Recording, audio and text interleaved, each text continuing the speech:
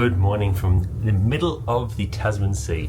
I'm Chris Frame, the Maritime historian, and we're here on board Queen Mary 2, making the journey from Auckland across to Sydney, and right now on the search for coffee.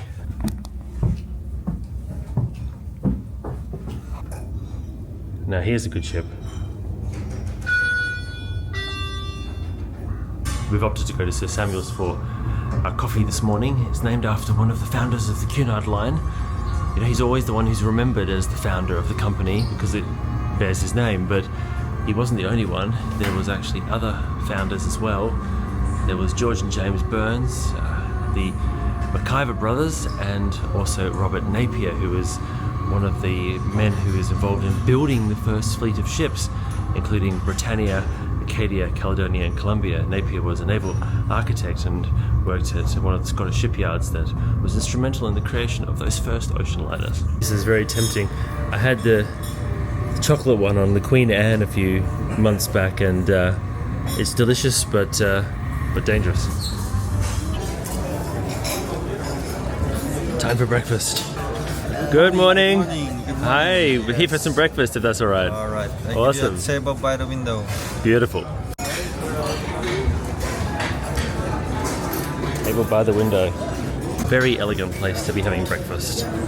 One of the great things about this ship was Dr. Stephen Payne's insistence that it has a ship estate dining room for everyone to enjoy, and here we are in the Britannia Restaurant. Just a piece of multigrain toast, thank you. Just one of these as well, thanks. We have a brown muffin, and also blueberry muffin, and then for pineapple Dennis, and then this one raspberry, Yeah? and poppy seed, and obviously croissant. I'll just go the normal croissant, please. Yeah, every day. sounds good. These three are always different. So this one, every day we have. Sounds delicious. Thank you. Do you know what the most dangerous part of the ship is? I have this on good authority. The guest laundry. More mischief and bad behaviour happens in the guest laundry on board cruise ships than pretty much everywhere else. As people have arguments and fights. I've told a story before on the Expert Cruise Show about a lady who barricaded the door so I couldn't get in, and I've even heard of people who have hit each other with the iron in the laundry due to somebody touching their clothes. So it's a bit of a crazy place, but clothes need to get washed, so we're going to give it a try. Everyone's still here. Everyone's still here. There you are.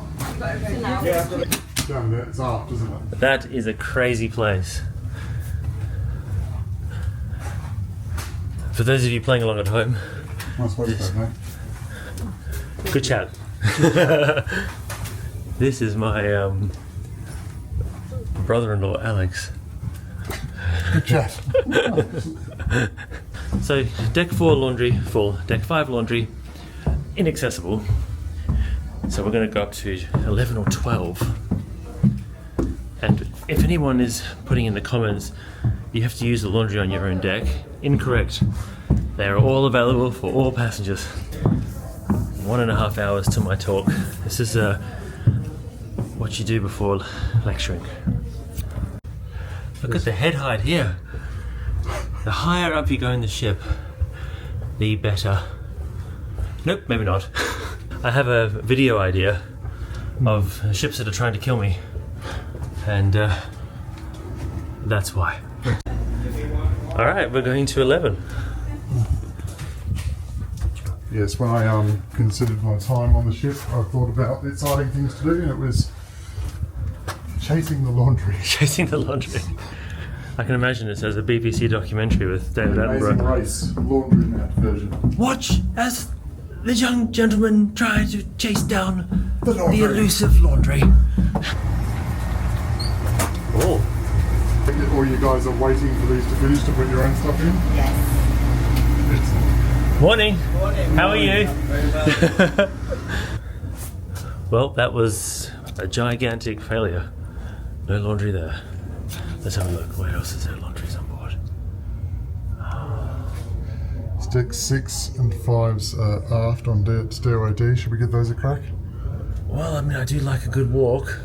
Last time I travelled on the Queen Mary 2 with Alex was back in 2019 when we sailed across the Atlantic, and there was a increasingly poor weather as we went across the Atlantic, culminating in a force 12 with a big bow wave over the front of the ship. That's brilliant. That video I reposted in higher definition just a few weeks ago, so check it out.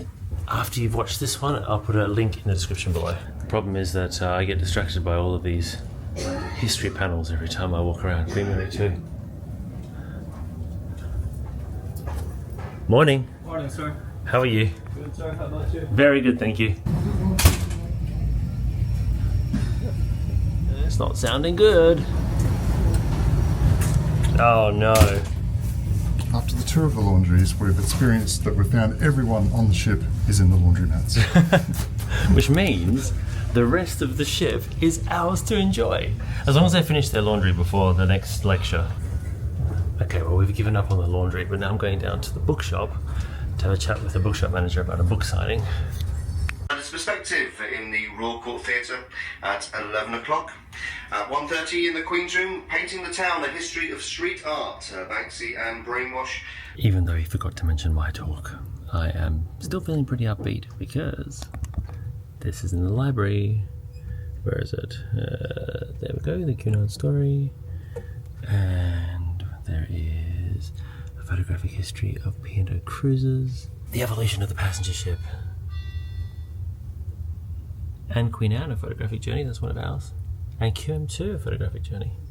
Actually, this one's quite good because if you get a chance to look at it, this is a first edition and it actually shows the ship with, hang on a second, oh sorry about this, I'm trying to juggle, but it shows all the original interiors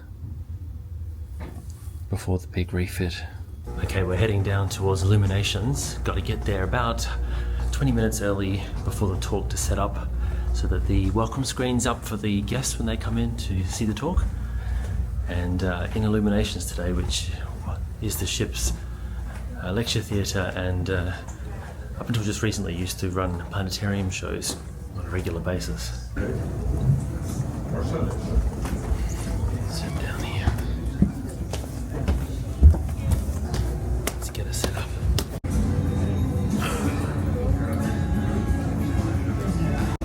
All ready to go now, just waiting for to get mic'd up and then for the rest of the guests to arrive. Got about 20 minutes until it starts.